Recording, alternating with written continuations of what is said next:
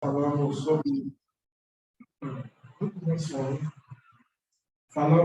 falamos sobre a questão das leis, dos livros, né?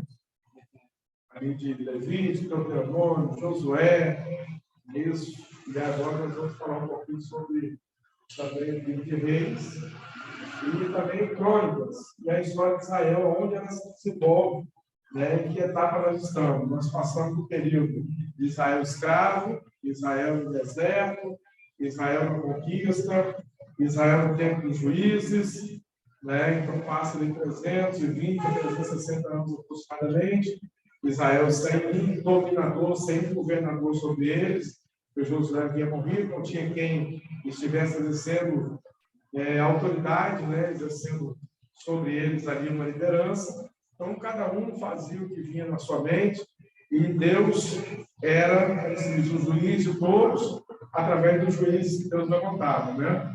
Dependendo de levantar um juiz para poder lutar e defender o povo, trazer o povo à fé novamente. E assim foi até o dia que Deus escolheu, até o dia que o povo escolheu o rei, né? Rejeitando o Senhor, escolheram o rei, e Deus então deu o rei Saul. E a partir daí nós falamos na aula passada sobre Saul, falamos sobre Davi, né? O livro ali dos reis, o início da monarquia, né? Nós falamos, era ainda um Israel apenas, um povo apenas. Então Saul ele se levanta no tempo em que o povo estava todo unido, e ele reina durante 40 anos. Depois Davi assume o reino, ele assume uma parte, né? Começa pela parte do sul, reinando sobre Judá, e depois, 7 anos depois, 7 anos e meio, ele assume todo o reinado de Israel. E aí Davi, a partir dele, Deus estabelece uma dinastia, ou seja, Deus faz a promessa de que a partir da família de Davi, o Senhor faria continuidade no reino, né? Nunca faltaria rei sobre os descendentes de Davi. Já, por outro lado, quando houve o cisma, né? Lá na frente, em que a gente teve uma divisão, o reino se divide, é o que nós vamos estudar hoje. E aí, da descendência de Davi, nunca faltou rei. Mas, na outra parte do reino, não teve dinastia. Reinos de outras tribos, reis de outras tribos, né, dessas tribos, reinaram sobre Israel, mas na tribo de Judá, somente da linhagem de Davi foram que reinaram. Né? E isso foi até quando eles também pecaram e também caíram em cativeiro, que nós vamos estar hoje. Vamos lá, então a introdução. O apogeu, nós vamos falar sobre o apogeu da monarquia israelita e divisão das tribos. Deixa eu apagar essa música.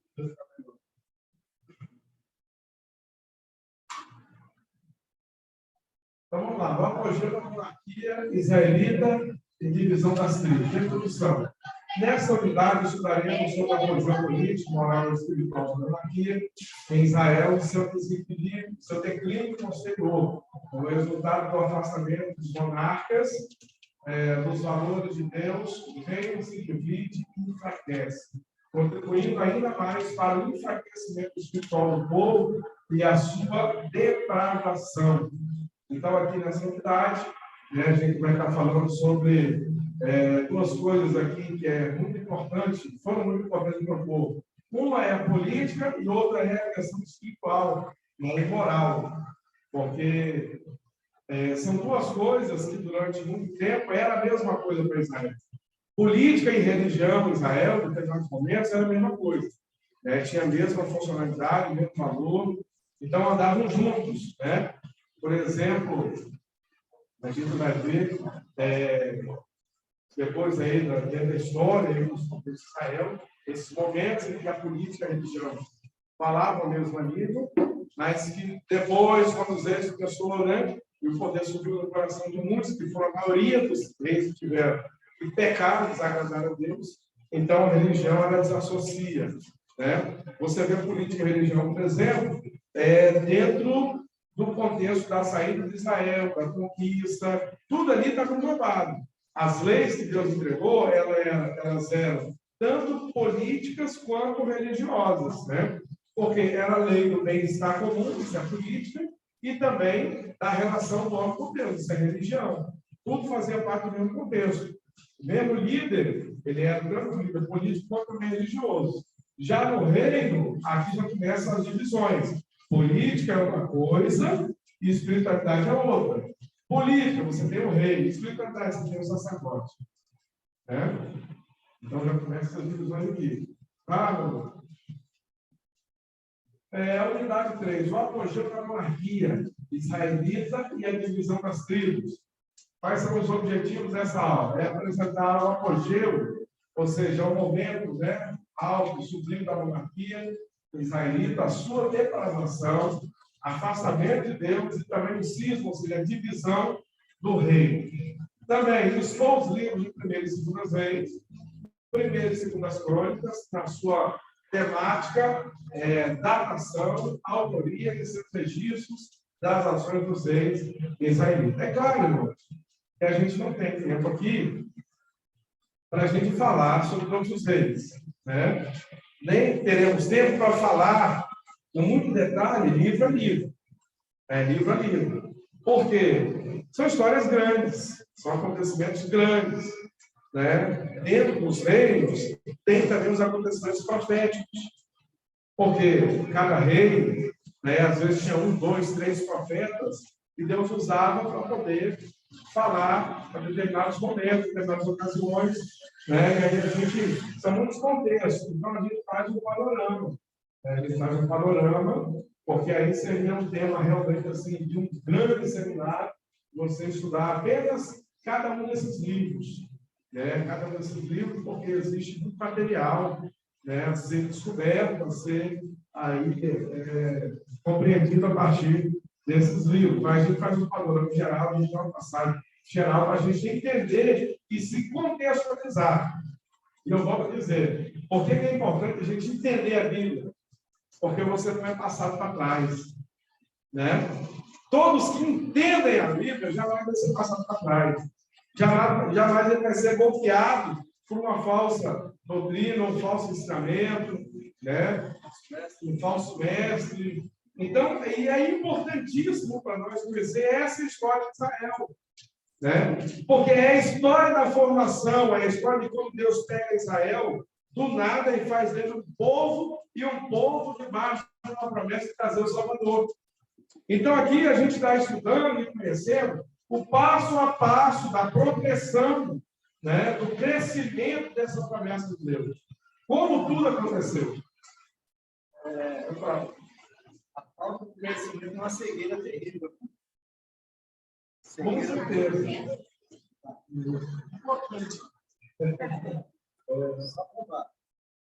A falta do conhecimento é uma cegueira tremenda. Muitas pessoas, pela falta do saber, ele às vezes leva pessoas, né, a caminhos totalmente distantes de Deus. Por falta de conhecimento. O povo perece por falta de conhecimento. Isso é verdade. Vai lá, mano. Os livros de 1º e 2º Reis. Então vamos lá. A gente vai começar a falar sobre os livros de Reis. Depois a gente fala sobre Crônicas, né? Já falamos sobre Samuel. E agora, esse período. Aí vocês conseguem entender, irmãos, que a gente está, pela própria descrição da cronologia bíblica, a gente está andando de acordo com os acontecimentos do que aconteceu. Você tem lá o primeiro livro, Gênesis, é o início de tudo. Né? Depois você tem Êxodo, é quando o povo sai. É isso? Aí você tem Levítico, é o povo do deserto, vai recebendo as leis. Aí você tem Número, aí vai falar sobre o censo. Né? Aí você tem Deuteronômio, você tem a redenção da lei. É quando o povo já passou o deserto e agora o povo está entrando na conquista. Né? Aí você tem o livro de Josué, que é o livro daquele que desbravou com o povo e conquistou a terra. Aí depois de Josué, morre. Né? Aí passa aquele período que não tem um guia, é o período dos juízes. Aí você tem o livro de Juízes. Né? Aí depois disso, depois do período do juízo, quem que aparece no final do juízo? Samuel. Então você tem o livro de Samuel. Né? Aí agora, passou Samuel, depois de Samuel ele vai e consagra quem? Davi rei. Então, você entra agora na história dos reis. Né? Então, é a cronologia bíblica que nós estamos andando. Entendeu? Vamos lá. O livro do primeiro e segundo rei. O livro dos reis abrange o período dos últimos dias do rei Davi. Aproximadamente 970 a.C., isso é uma data, né, aproximada. Depois vocês vão ver que aqui na frente próprio apresenta com 964, né? Mas, ou seja, está naquele período de tempo ali. Então, o livro dos reis abrange o período dos últimos dias do rei Davi, aproximadamente 960 a.C., até quando Jerusalém foi invadida no ano de 586 a.C., ou seja, num tempo de aproximadamente 4 séculos. Vejam bem, o rei Davi ali, a gente tem a história do início dos reis. Do início dos reis. Agora, 586, a gente tem aqui a data do início do Império Babilônico. É o final dos reis. É o final dos reis, entendeu? Então, a gente tem na primeira data o início, né? Que abrange ali um pouquinho do reinado ainda de Saul, reinado de Davi, Salomão, aí depois vem Roboão, que divide o reino, aí tem a consequência e o desdobrar dos reinos. E o final de todos, 722, acaba Israel. Os assírios dominam Israel. Depois, em 586, os babilônicos acabam com os judeus, né? Sentiam ali o povo de Judá e começa a levar cativo para a Babilônia, e destrói o templo, e destrói tudo, né? Então, a história dos reis acaba ali. Ou seja, você tem 2 livros que compreendem esse período inteiro, de aproximadamente 4 séculos. Bem? Então, vamos lá. A ruptura entre... Calma aí, irmão. A ruptura entre política e religião, acompanhada pela subida do substituto de Davi ao trono, que foi o rei Roboão, seu neto e filho de Salomão, dividiu o país em 2 reinos e ainda mais, 2 reinos oponentes. Eram 2 irmãos brigando, né? Que foi o reino de Israel e o reino de Judá. Então, olha bem, irmãos. Aqui nós temos, primeiro, ruptura política e religião. Por quê? Quando estabelece os reis, então a figura do sacerdócio, ela aparece em evidência, né? O sacerdote agora ele é em evidência. A parte religiosa de Israel, o sacerdote. A parte política de Israel é o rei. Então você tem o desenvolvimento de toda uma legislação, de todo um aparato, né? Quando Deus falou com Samuel, quando o povo quis o rei, Deus falou com Samuel: vai e fala com esse povo. Vocês vão ter que pagar imposto, seus filhos vão ter que trabalhar, vai ter que servir o exército do rei, vocês vão ter que ir, essas mulheres vão ter que ir, isso vai ter que aquilo. Aí vocês querem? Isso é o quê? Política. Né? Política. Por quê? Os exércitos eram políticos, os impostos eram políticos. Tudo isso, todo o trabalho em torno do rei era política. É servidão. Né? Então, para que o reino prospere, ele tem que colocar imposto. Isso é política, isso não é religião. Isso é política. Né? O bem ali é o reino. O objetivo daqueles recolhimentos é o reino. Né? Diferente da igreja. No caso ali do templo. O templo ali sustentava o sacerdócio para a funcionalidade do exercício da fé. Então é diferente. Então essas 2 coisas são oponentes. Aí com essa questão dos reinos, aí você tem o trono de Davi, que é substituído depois do Salomão, depois do filho de Salomão, Roboão. E aí, se a gente entrar dentro da história bíblica, vocês vão ver. Salomão, por último, já estava pensando no imposto. Aí, quando o filho dele assume o reino, ele vai buscar conselho. Você já leu isso aí? Vai buscar conselho com os jovens. Aí o jovem, rapaz, amassa esse povo. Mete a mão com vontade. Aperta eles até sair o caldo. Mas antes disso, ele buscou conselho com os idôneos. Aí o que os conselheiros idôneos falaram para ele? Olha, seu pai já estava amargando o povo já está cansado. Você quer ter esse povo? Afrouxa a mão. Alivia mais o povo. Alivia mais o povo. Bora para carregar. Porque esse povo está cansado. Né? E eles já estão fatigados, não estão aguentando mais, o imposto está muito alto. Aí Roboão, tudo bem, deixa eu ouvir agora o outro lado. Aí foi o jovem. Chegou lá o jovem, não, mete a força nisso aí, rapaz. Aperta, pisa com força, o povo tem que pagar imposto mesmo. E tal, dobra o encargo E ele ouviu qual conselho? Do jovem. Ouviu o conselho do jovem. Qual foi o resultado? O resultado foi isso aí, ó. Reino dividido. Daí surge Judá, e daí o reino de Judá, né, que foi Judá e a minha tribo de Benjamim, e as outras 10 tribos do norte, que ali estabeleceu-se um reino, e lá estabeleceu-se outro reino. Então, e essas duas nações, que na verdade eram uma nação só, se transformaram em duas e viraram inimigas, né? E se opuseram umas às outras. Entendeu? E aí a gente mais foi que tiveram. Passa aí, mano. Aí vamos lá, informações pertinentes sobre o livro de Reis. O nome do livro, aliás, o motivo de o livro receber esse nome é devido às primeiras palavras que apresenta, que acho que é Velomelec, que traduzidas na língua hebraica quer dizer sendo um rei. O autor, não se sabe quem escreveu, mas muito provavelmente uma pessoa que tinha acesso ao que os cronistas dos reis escreveram, como, por exemplo, o livro das histórias de Salomão, o livro das histórias dos reis de Judá. Né? Esse livro aqui, irmãos, não quer dizer que é a Bíblia, não, tá? Você vai ver dentro da Bíblia citações dizendo, não está escrito isso nas crônicas dos reis tal, não está escrito lá na crônica do rei tal. Porque o que era isso? Cada rei tinha um seu copista. Ele tinha aquelas pessoas que escreviam aqueles fatos, né, vamos dizer assim, de grande importância do rei. Como até hoje tem. E até hoje, os governos, né, eles têm aqueles que registram seus diários. Hoje nós temos o diário oficial. Né? O diário oficial hoje é um registro de atos daquilo que o governo faz. Né? O mandatário faz. Entendeu? Do poder que ele dá, das posses que ele dá, das apropriações, desapropriações, dos investimentos. Tudo que o governo faz, hoje você vê no diário oficial. Naquela época, não tinha essa modalidade, mas tinha os copistas que escreviam aquilo que era, né, relevante do rei, aquilo que o rei fazia, que era relevante, os copistas escreviam. E algumas dessas coisas dos copistas estão também registradas na Bíblia, com confirmação dos profetas. E eles confirmando com outros que conheciam esses livros e esses acontecimentos. Né? Então, nós temos aqui, ó, quem possivelmente tem escrito esse livro? Alguém que tenha tido acesso a esse conhecimento. Né? Dos livros históricos de Salomão.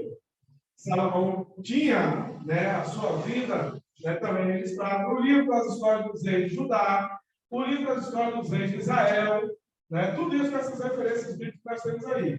No entanto, segundo o que a tradição judaica acredita, foi Jeremias quem escreveu o livro. Segundo eles, teria sido ele o autor do livro, devido ao caráter profético que a obra possui e pelo foco dado à relação dos reis com a aliança feita entre Deus e também Davi. Então, a gente tem aqui dois pontos de vista acerca de quem escreve, né, os livros de reis.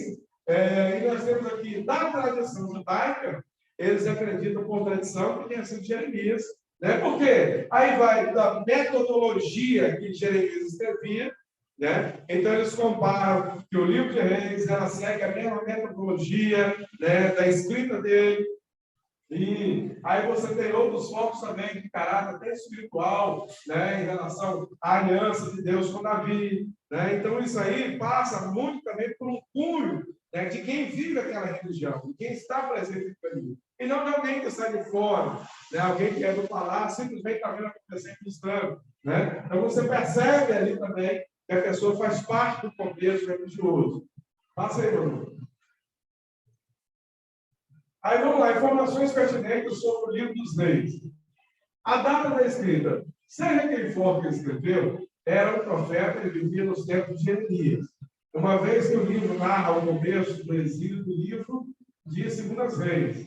Já a época em que foram escritos ambos os livros, vai do sexto século até os primeiros dias do exílio, por volta de 586 a.C.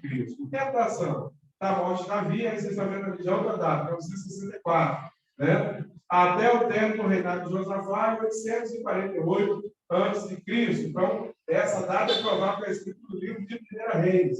Né? Aí vamos lá, o verso-chave. Se andares perante mim como andou Davi, teu pai, então confirmarei o trono de teu reino sobre Israel. Porém, se vós e vossos filhos de qualquer maneira vos apartar de mim, então eliminarei a Israel da terra e lhe dei.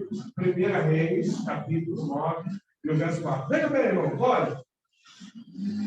Para vocês entenderem bem uma coisa aqui, ó. Primeiro, o livro 1 Reis, ele compreende esse tempo. Da morte do rei Davi até o término do reinado de Josafá, que foi 140 anos de Cristo. Né? Então, nós estamos falando de um período em que Israel ainda existia como nação. Israel ainda existia como nação. Aí ele bota aqui o versículo-chave para esse tempo. Ele diz assim, ó, se andares perante mim como andou Davi, teu pai, então confirmarei o teu trono e o teu reino sobre Israel. Aqui, quando fala Israel, no século 8, aqui século 9, você ainda tem Israel como nação. Né? Você ainda tem Israel como nação. Então, olha de novo. Se andares perante mim como andou Davi, teu pai, então confirmarei o teu trono do teu reino sobre Israel. Porém, se vós e vossos filhos, de qualquer maneira, vos apartares de mim, então eliminarei Israel. Eliminará quem? Israel, da terra que lhe dei. Ó, 1 Reis 9, verso 4. 1 Reis compreende esse primeiro momento. O que aconteceu com Israel em 722? Os assírios destruíram Israel. Ou seja, os assírios destruíram Israel, então cumpriu essa profecia. Por que os assírios destruíram Israel? Porque eles não andaram conforme Davi andava. O povo de Israel caiu em desobediência de Deus. E por cair em desobediência de Deus, não andar conforme Davi andava, né? Eles foram destruídos da face da terra que Deus deu a eles. Então a profecia se cumpriu. Vamos lá, Manuel, passa aí.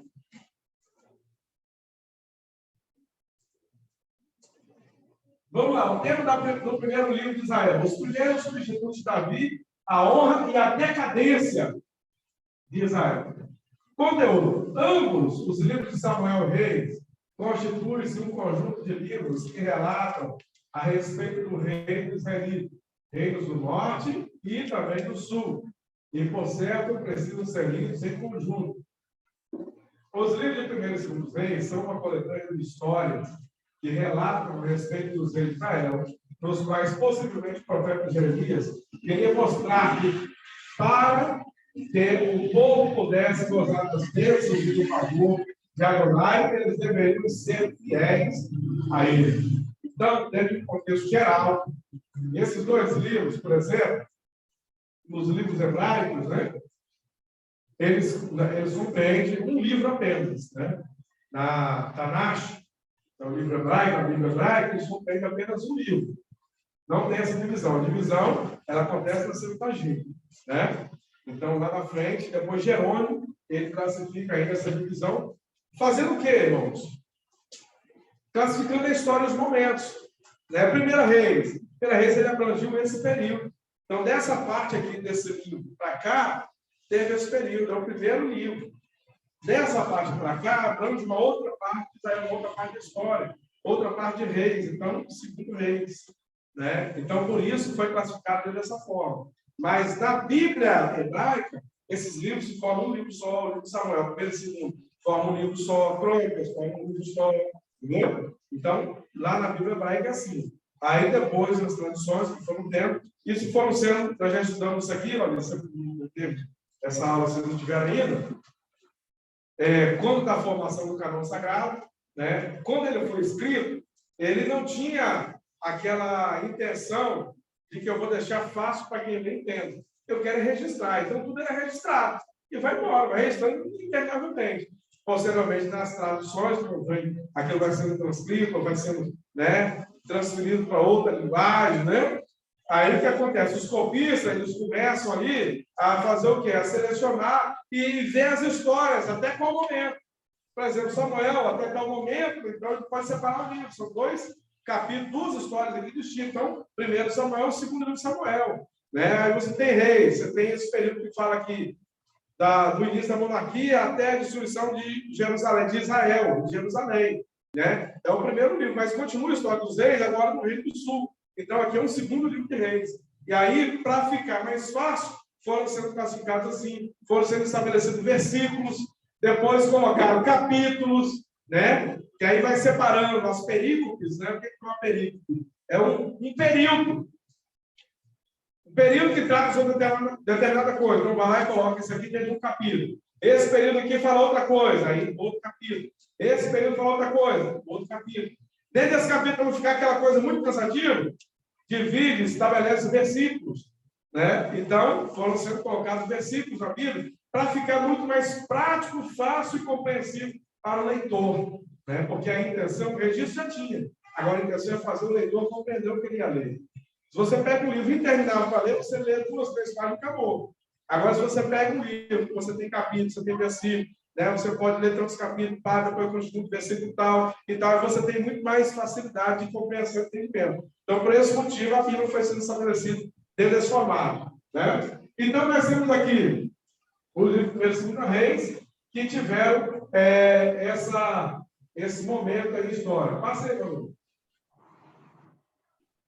A divisão dos livros de 1 Reis. Vamos lá, o reinado de Salomão. Nos capítulos 1 a 11, a divisão dos reinos, dos capítulos 12 a 16, e também o ministério de Elias, né? Nos capítulos 17 ao capítulo 22. Essa aí você tem essa divisão dentro dos primeiros reis. É uma divisão teológica, tá? Para que os irmãos entendam, é uma maneira mais compreensível da gente entender ali o texto sagrado, entender o momento, a história, né? Aí você vai ter ali os primeiros capítulos, no capítulo 11. Você quer conhecer a história de Salomão? Primeiro capítulo. E até o capítulo 11, você vai ter a história de Salomão, eu quero conhecer a divisão dos reis. Como é que aconteceu? Capítulo 12 ao capítulo 16, você vai ver aquela história lá do sul de Salomão, briga, guerra, e coisa e tal, matança, entendeu? Divisão de reino, está dentro desses capítulos. O ministério de Elias, a partir do capítulo 17, você vê Elias ali, como sendo um profeta de Deus, né, sendo utilizado para poder profetizar a esses reis, né? E aí a gente destaca a questão dos profetas, irmãos. E hoje a gente pensa assim, eu sou profeta de Deus, então eu não sabe nem o que significa ser um profeta. Na verdade, um profeta é assim um denunciante. Entendeu? Hoje o profeta ele quer andar de carruagem, de ouro, né? Elias andou de carruagem de fogo e foi embora. Entendeu? Mas aqui, às vezes, era um ouro bom que levava comida para ele. Porque tinha vezes que ele não tinha nada para comer. Né? E vivia se alimentando de mel silvestre, né? de gafanhoto, né? De gafanhoto e tal. Então, quer dizer, a vida do profeta não era boa, não. E a maioria deles morreram matados.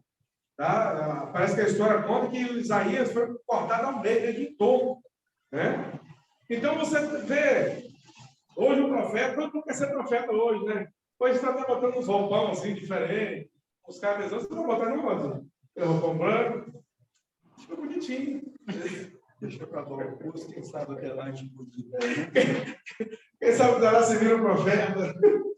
Você lembra um profeta que teve aqui, naquelas épocas nossas, um barbudão, que andava com cajado, que dormia na rua, lá da Costa Pereira, que o pessoal até domingo dizia bater lá direto, lá, rapaz, que nome de Deus, que nome de Deus. Você não lembra, não? Eu só lembro Não, desde aquela época nossa. Você lembra daquele rapaz que era meio chegado, seu tal do Jerônimo? Não, esse aí tá solto aí. Ele fica na cidade. Mas teve um profeta aqui, rapaz. Você não está lembrado? Você conheceu sim, que era da nossa época lá. Esse cara apareceu aqui no centro da cidade e ele fazia um movimento grande. Ele usava aquelas roupas, igual roupa de profeta mesmo, o cabelo comprido, a barbona, e usava um cajadão. E o cara pregava a Bíblia purinha. Bíblia purinha. Entendeu? E aí ele fala, meu ministério de profeta, eu ando de uma cidade para outra, eu vou a pé, Deus me leva daqui para lá, de lá para cá, e não sei o que, não sei o que, e tal. E juntava aquele bocado de crente com dele lá na Costa Pereira, fazia conta até domingo ia lá.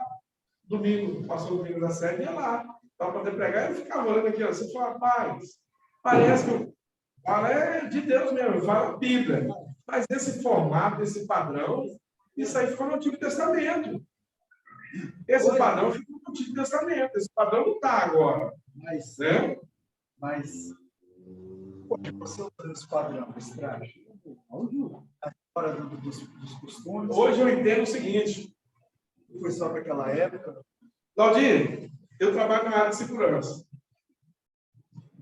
O que acontece? Quanto mais estrela o camarada tem, mais imponente é a roupa dele.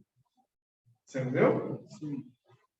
Fardamento. Quanto mais formação, mais curso, mais não sei o que, brevet para cá, brevet para lá, não sei o que, não sei o que. Então, mais o camarada se sente imponente. O que diferencia ele, vamos falar no mundo militar, por exemplo, o que diferencia um oficial de um praça é a farda. Porque a farda de um oficial, ela é muito mais imponente. Entendeu? Até o formato é diferente.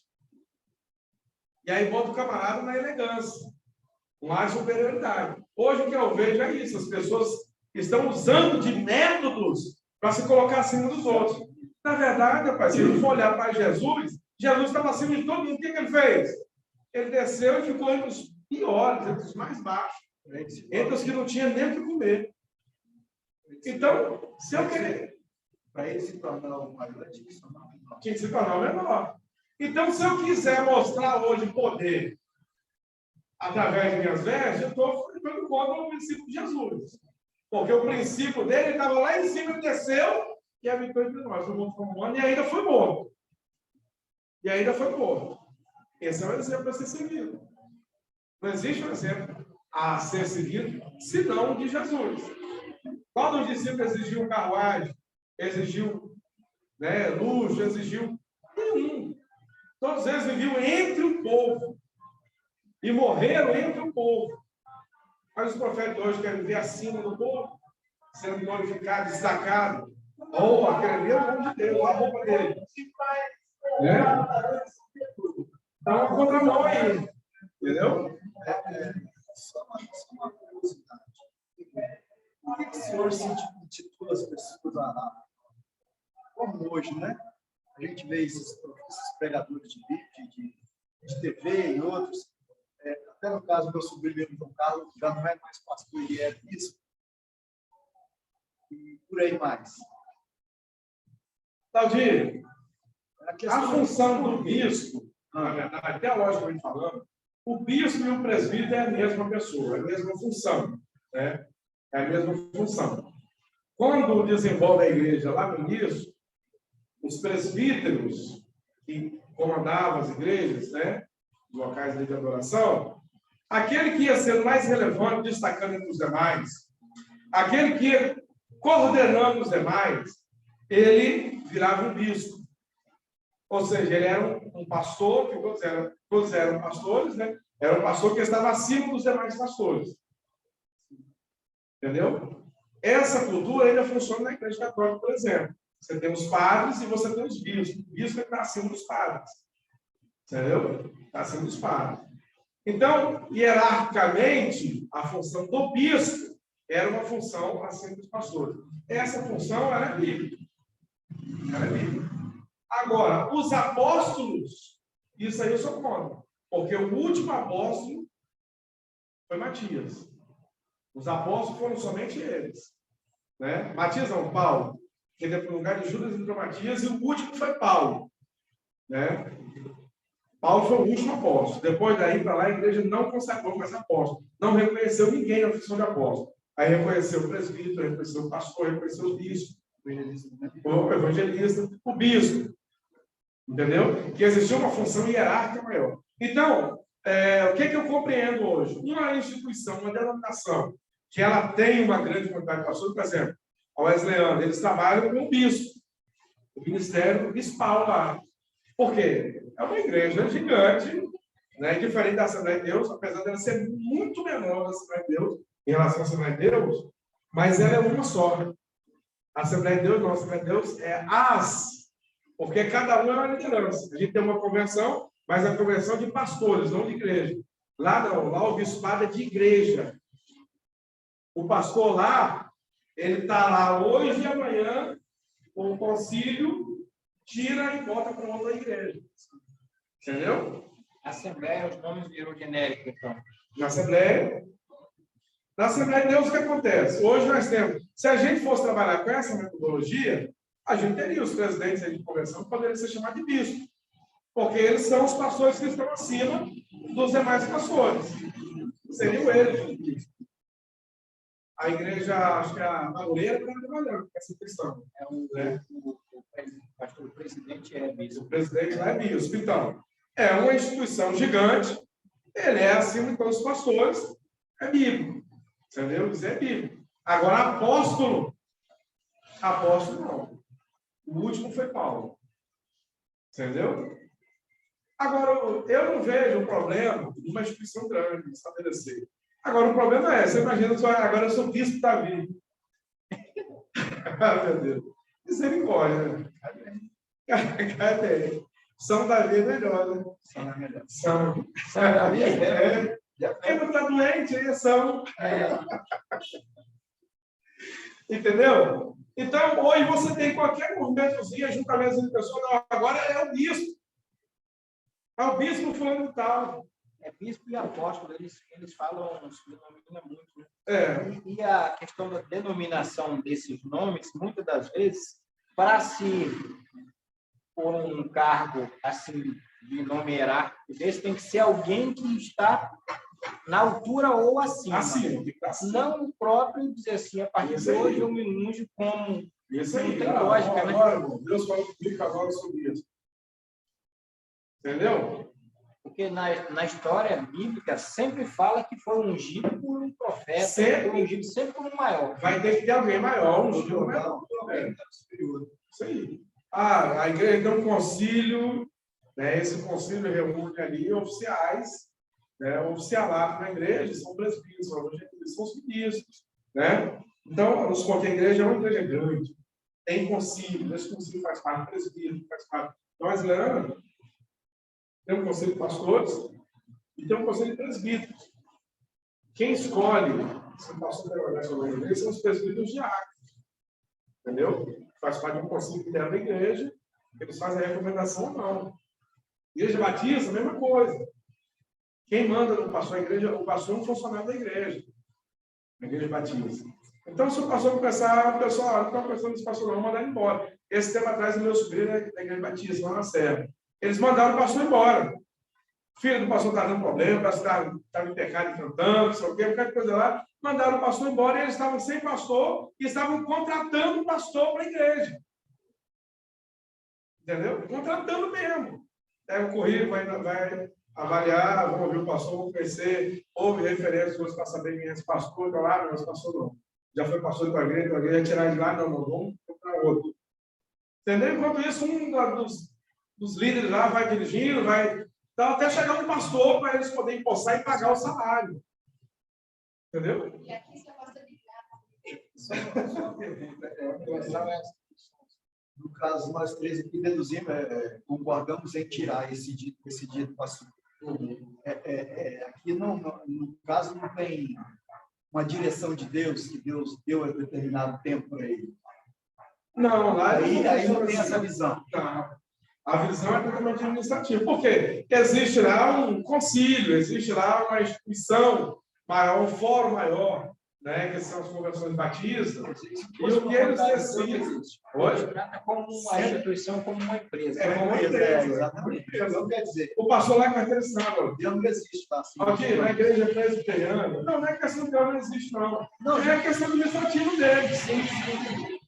Na igreja wesleyana, na igreja presbiteriana, na época que eu fazia faculdade, nós tínhamos vários pastores lá que eram presbiterianos. Um pastor lá, por exemplo, aí ele contou como é que funcionava lá a gestão. Você pode, são 30 anos de pastorado. Depois de 30 anos, a igreja se aposenta. Aí vamos supor que você é aquele pastor bem carismático, você está novo, a gente quer continuar trabalhando. A igreja autoriza. Se a igreja aceitar, então você continua, você vai. Com 65 anos, é a sua aposentadoria compulsória. Nem se a igreja quiser, você não fica mais. Entendeu? Nem se a igreja quiser, você não fica mais. Você é aposentado e agora você vai ser falado em quadro. E eles vão colocar outro pastor para pastorear. Entendeu? Você pode assumir esse cargo de que idade? Depende. Você fez seminário lá em faculdade. Você fez a faculdade de teologia, Depois, se você fizer faculdade, pode assumir. pode. Se você fez a faculdade de teologia, você tem um chamado. Esse chamado, essa vocação, lá é identificado pela igreja. Se a igreja vê que você tem um perfil, que você tem um carisma, que você tem uma boa palavra, que você tem uma vocação para aquilo ali, a igreja te aponta. Entendeu? Que é uma igreja consolidada. São Não igrejas. são as pessoas que vão para lá e para cá. Não. Porque os pastores são escolhidos a viver. Isso aí. E são igrejas firmes, tá? Sim, igrejas firmes. Eles não são assim, um crescimento espantoso como as igrejas pentecostais, mas no formato de igreja deles, né, eles são permanentes. Eles seguem um padrão, né? Segue o padrão. E pagam o salário certo. Porque aí, eu acho que muito se baseia muito naquele que o trabalhador diga no seu salário, né? E quem está à frente do trabalho responsável, no caso, ele tem que ser salariado pelo trabalho da igreja. Então, ele vai ter também só para a igreja cuidar de tudo, das ovelhas, cuidar de tudo. Não vai ter um trabalho por fora, né? Não vai ter um trabalho por fora de ele sair e... Vai lá, a igreja dá um suporte para o boss, a igreja dá um suporte. Paga salário alto, né? Paga salário alto, entendeu? É claro, depende da igreja. Você tem uma igreja que não tem tanta gente, então o salário compatível de uma vida comum, de uma vida tranquila. Mas se você vai para uma igreja grande, aí, o salário é lá em cima. A vida do pastor é Aquelas assembleias, não sei se na assembleia, mas normalmente são salários de 10, 15 mil, tem lugares que é salário de 20 mil. Tem uma Assembleia de Deus, no campo pastor José Hélio, segundo a informação que eu tive, lá tem obreiros dirigente de congregação, tem 20 mil. O maestro lá, parece que o maestro do coral lá, o senhor de 70 anos, ganha 20 mil por mês. Mas assim, uma mega igreja, qualquer congregação de lá tem 5 mil membros. Entendeu? São igrejas assim, gigantes, igrejas grandes, região de São Paulo, né, compreende muitas regiões lá, e lá são por setores. Então, o campo do pastor José Hélio é um campo assim, enorme, gigante. Entendeu? Então, os obreiros deles são muito bem remunerados. Muito bem remunerados. Mas, para você chegar até o patamar que você assumiu na igreja lá, meu filho. E sem contar que entra muita parte da negociação, né? Assim como funciona nas empresas de um passar a perna no outro, nesse lado aí também é diferente, não? Vai deixar? Com certeza. Hoje você levanta para a igreja, eu estou precisando de um professor de escola, ninguém. Estou precisando de ninguém. Chega lá, você fala que está precisando, faz fila. Todo mundo tem uma oportunidadezinha, todo mundo quer estar do lado do presidente ali, entendeu? Quer servir de alguma forma e tal. E quem está lá, meu filho, segura aquele ali com muito bem, não larga não. Né? E outra também, quando você chegou àquele patamar ali, o líder lá, ele é tido como se fosse um presidente da igreja. Entendeu? Então, lá é o seguinte, porque aqui nós vemos muito assim na nossa coisa que o trabalhador é digno do salário. Né? Lá, no caso, ele engloba todo tipo de trabalho da igreja. Várias funções. Porque são trabalhos muito grandes, ó. Sim, eu entendo. Você imagina, uma igreja que tem aí 10 mil membros, o maestro vai trabalhar lá, vai educar aí 200 vozes, entendeu? Vai comandar uma juventude de 300, 400 jovens aí. Então, o cara tem que dedicar tempo àquilo ali. Né? Tem que dedicar dias, porque você não vai deixar acabar. Você tem que trabalhar para que o negócio é vida. E as funções de diretoria também. Você tem um tesoureiro, o camarada lida lá com 300, 400 mil lá, ou 100 mil em oferta. O cara, ele tem que ser remunerado. Tem que ser remunerado, porque ele vive só para remunerado. aquilo. Isso aí. Ele não faz outra coisa na vida dele particular. E não é um tesoureiro. Tem uma grande equipe que mexe com as finanças da igreja. em tudo, né? Em tudo você tem grandes equipes. Mas no caso, muito grande, né? Botava, às vezes, um líder, sei lá quantos líderes lá receber esse disco, né? O secretário, o tesoureiro, e de muitos deles tomar posse de algumas partes desse Isso aí, meu filho, isso é normal. Eu acho que você conhece um time que é daqui, ele tem muito isso. Só Deus. Ali na Assembleia, lá, a igreja cabe em umas 2 mil Assembleias do Ministério Matrístico. Tem tempos maiores, é porque aquela lá é centenário, então foi tombado patrimônio público, então não pode mover nenhuma estaca do lugar. Aí o presidente falou assim: vamos tirar uma oferta lá para ajudar um irmão lá, 100 mil oferta dele. Vamos tirar uma ofertinha aqui para a gente ajudar o irmão lá e tal. R$100.000. Nossa, eu queria essa Tá desse, hein, irmão? Sim, você vê uma oferta para ajudar. E você imagina quanto de movimento de dinheiro que não é. Então, você é uma empresa lá dentro. Lá tinha pastor, dirigente de congregação, que era segurança lá dentro, pessoas que cuidavam do som, pago, tudo. Quando você tem uma instituição muito grande assim, ela vira uma empresa. E outra, e de mandar embora mesmo. Esse negócio não é crente aqui da igreja do mesmo, não. Ó. Não cumpriu com a regra, demissão certa. Acabou, manda embora, paga o direito. O pastor que eu congregava mesmo, ele trabalhava, estava 4 anos lá, ele era segurança, ficava à noite. E um dia, ele, como pastor, anda com carro blindado, porque já foi sequestrado várias vezes, né? O Ave de Ferreira. Então, quando ele foi chegando, tinha um carro dentro do estacionamento da igreja, tinha um estacionamento pequenininho. Quando o carro estava com guarda-chuva chovendo e ele não pôde coisar, e o cara não conseguia sair por nada com o carro de ré lá de dentro, ele querendo entrar. Quando ele conseguiu entrar, foi uma confusão que ele armou, porque esses homens também grandes, eles são meio brutos, sabe? E foi uma confusão, e foi lá na cara do irmão lá e falou que lá passou um mês, só esperou finalizar, mandou demitir. E foi só porque ele não conseguiu entrar com o carro, porque no dizer dele, tipo assim, ele está chegando da rua, não importa quem está lá dentro, tem que tirar porque é a vez dele, acabou. E o irmão, um que estava dentro, estava saindo, mas não acertava nunca o portão para sair de ré. E ele do lado de fora, porque com medo de entrar, né? E segurança lá, tinha o da igreja e tinha segurança armado, polícia, miliciano, armado, pago pela igreja. Um dia mesmo que acertaram um miliciano lá, que era segurança da igreja, o vagabundo matou o cara, e o pastor falou, não, o culto segue normal, a gente paga a segurança, ele lá que se resolve. Uma vez, eu quase que fui trabalhar, sabe onde? Na Igreja Universal, para tirar segurança. E aí pagava alguém, tá? O Felipe Marinho tirava segurança lá, é policial militar. Aí uma época eu estava pegando lá direto, tendo uns eventos grandes lá na igreja, e eu trabalhava na guarda na época, aí eu estava pegando R$200 no plantão. De um culto. Chegava lá às 6 horas, ficava até o final do culto. Acabou o culto, eu fui embora para o pau, liberava um centavo no bom. Entendeu? Mas lá saía um saco de dinheiro. Né? Sai, né? Então, veja bem, o que a gente está falando aqui, acabamos caindo do outro lado da conversa, né? Mas são assuntos, assim, que envolvem questão de igreja hoje. A nossa visão de igreja é pequena porque a nossa igreja é pequena. Entendeu? Mas quando você passa a conhecer um pouquinho desse contexto grande, a gente fica até, o que eu faria se eu estivesse lá? Às vezes não sei nem o que fazer. Entendeu? Talvez você seria um que ia mandar ele embora. Ou já seria mandado embora logo. Mas sabe que não. Volta lá para o barraco lá que você.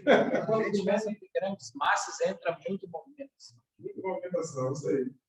Vamos lá, gente. Vamos dar uma corridinha aqui. Informações pertinentes sobre o livro de 2 Reis. Vamos falar do 1 Reis, agora o 2. Como já informou no canal hebraico, ambos os livros dos reis constituem somente em um e tem este nome. O autor, possivelmente, o profeta Jeremias, como foi dito anteriormente. A data. Agora, o 2º livro de Reis, ele já deu a data escrita. Olha, 586 a.C. 586 a.C., o povo de Israel já não existia como povo, porque já não tinha mais reis. Em 722, os assírios, né, destruíram Jerusalém, rebentaram tudo, entendeu? Levou o povo cativo. E outra, tá? Uma das formas que os assírios tinham de dominar, nós vamos ver aqui 2 momentos. Ó. Primeiro momento, os assírios. Segundo momento, os babilônios. Qual era a estratégia de conquista dos babilônios? Na época que os babilônicos, eles eram domínio mundial, né? No mundo da época, eles dominavam tudo. Era o Império Bizantino. Como que era a estratégia deles de domínio? Eles pegavam do meio do povo aqueles de maior influência e traziam para o seu meio. Entendeu? E a partir daqueles de maior influência, maior conhecimento, os mais fortes, os jovens, eles traziam, aculturavam essas pessoas dentro da sua cultura, para que essas pessoas ajudassem eles no domínio dos demais. né? Porque os frágeis eram dominados e os mais fortes e inteligentes eram constituídos aqui no reino, como foi o caso de Daniel. Daniel, os outros 3 jovens que foram com ele, né? Então a gente vê, são várias levas de judeus que são levados ali para a Babilônia. E já os assírios faziam diferente. Sabe o que os assírios faziam? Eles não traziam o povo para suas terras. Eles dominavam os povos e pegavam aqueles povos dominados e misturavam com os outros. Por exemplo, em Jerusalém, né, nós vamos ver lá, eles destroem tudinho. Em Samaria, eles destroem, e aí eles deixam os judeus ali e traz povos de outras nacionalidades, né, e até dos próprios assírios, e se misturam ali com o povo de Israel. Daí surge a história da divisão de Israel com os samaritanos. Por quê? Os samaritanos, que virou a capital ali em Samaria, né, foi uma mistura de judeus com outros povos, aquilo que a palavra de Deus ia contra. Os judeus, eles foram para os babilônios, mas depois eles retornaram para a sua terra, para o cativeiro. Quando eles retornaram, eles continuavam puros, porque essa questão consanguínea para o judeu conta muito. Então eles continuavam puros, continuavam sendo judeus de sangue. Já o samaritano não, ele tinha se casado com uma vida, com não sei o quê, com a Síria, com aquilo. Já tinha uma mistura de gente bagunçada lá. Aí, quando eles têm que se aproximar do judeu, não, sai fora. Sai fora. Né? Vocês são povo misturado. E daí, essa intriga entre judeu e samaritano, né? Que lá na época de Jesus, João capítulo 4, você vai ver a mulher lá refletindo essa guerra. Sendo tu judeu, pega a mim, que eu sou mulher samaritana. Né? Isso é reflexo de onde? Desses períodos em que nós estamos estudando. Entendeu? Reflexo desse período. Aí nós temos aqui o tempo da ação, ó. Aqui já no segundo momento, né? Todo o conteúdo do livro de Reis vai da morte de Davi até da morte de Davi em 964 a.C., até o término de Josafá, né? 848 a.C. Porém, o livro de 2 Reis é dividido para ser Egito, porque ele vai desde o falecimento do rei Aziz, aproximadamente no ano 840, tá vendo? Aí ele já começa agora a partir do 2 Reis. Antes de Cristo, ele vai até o cativeiro, até o início do cativeiro, não o fim, até o início do cativeiro, que é 586. Passa, mano. Aí vamos lá, informações pertinentes sobre o livro. O versículo destaque. Os filhos de Israel fizeram contra o Senhor, seu Deus, o que não era reto.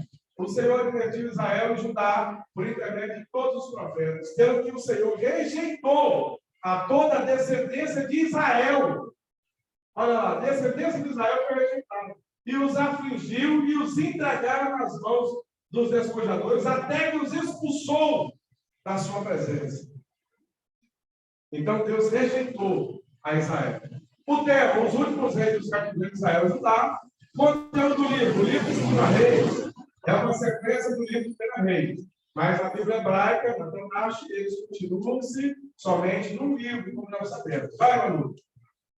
A divisão do livro de Reis. O ministério de Eliseu, nós temos ali do capítulo 1 ao capítulo 8. O declínio do cativeiro de Israel, do capítulo 9 ao 17. E o declínio de cativeiro de Judá, do capítulo 18 até o capítulo 25.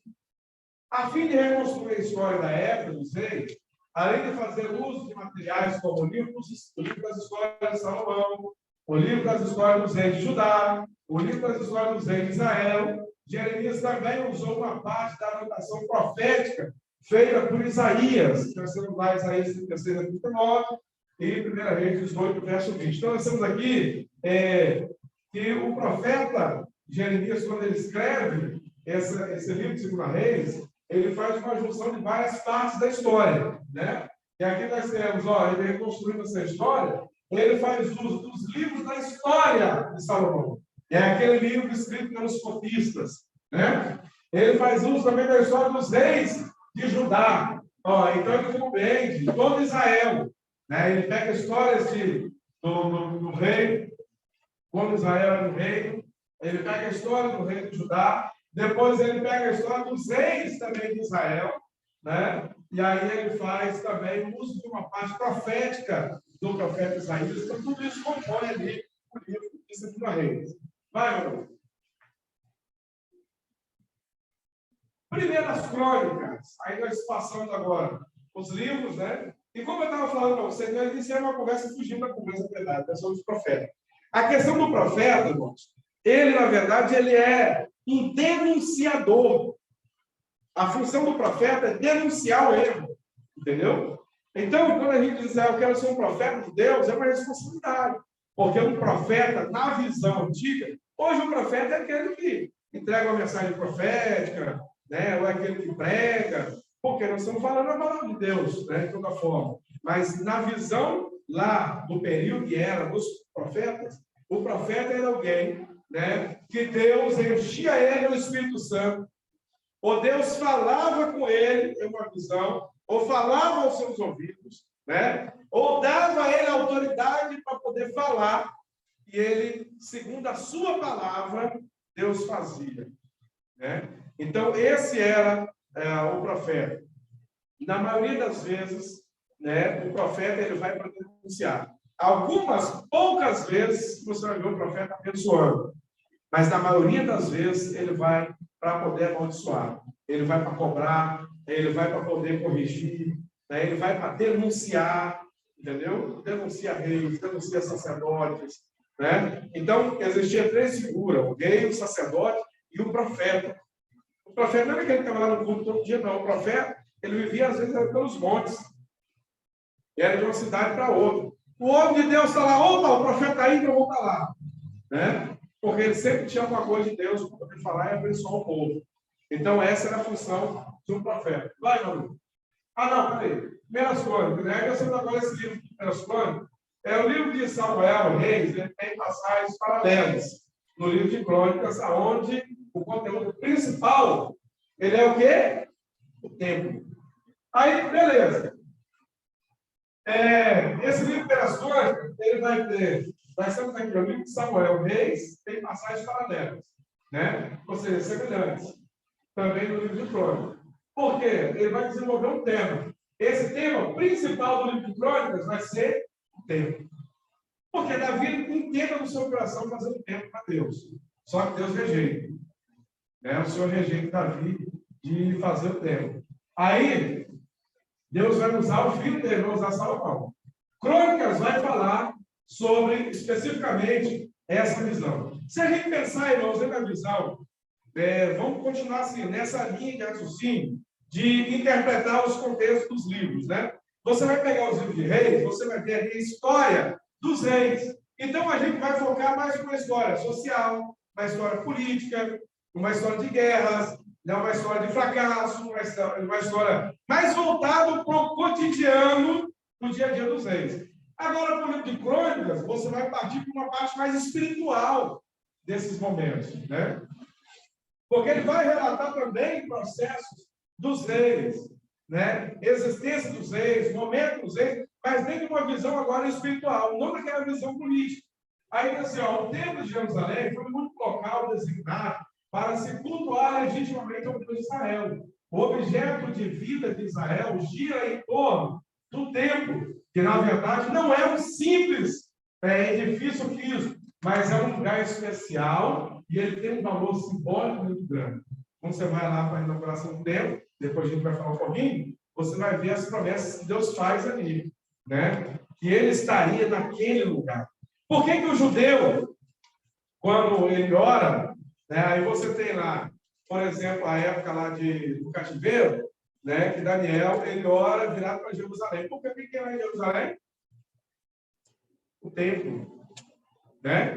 Ele ora virado para lá. Por quê? Embora o templo foi destruído, né, aquele templo que Salomão fez, foi destruído lá no período babilônico, né? Mas existiu uma cultura para o judeu, né? O Deus de Israel, quando se falava assim, naquela época, dos povos, naquela época, o Deus de Israel, ele está onde? Ele está em Israel.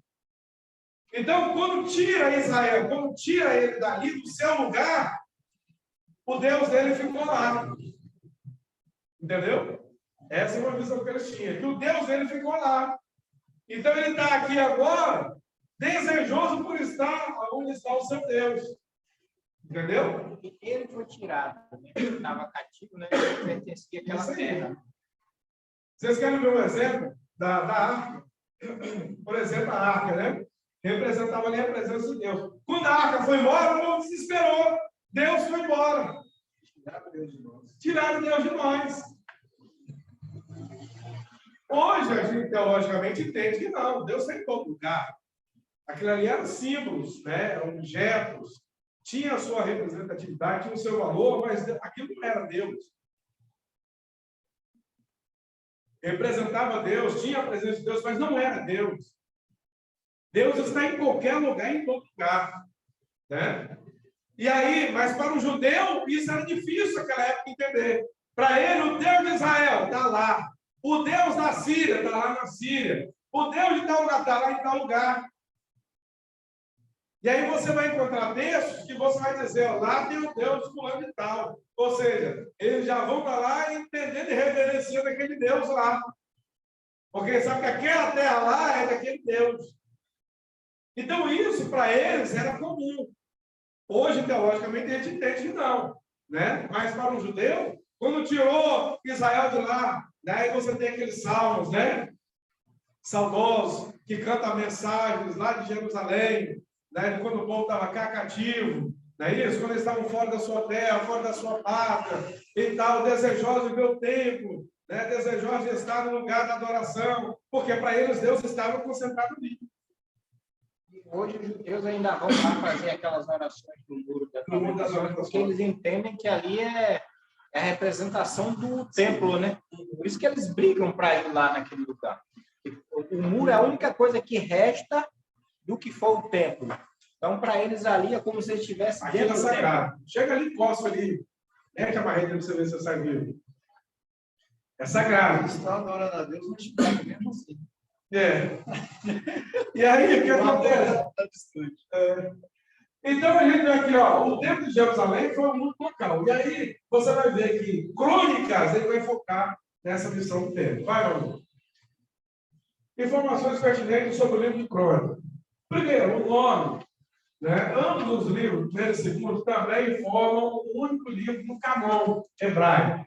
Lá eles são nomeados como Dibei, ou Dibeá, Aimim, uma coisa assim, né?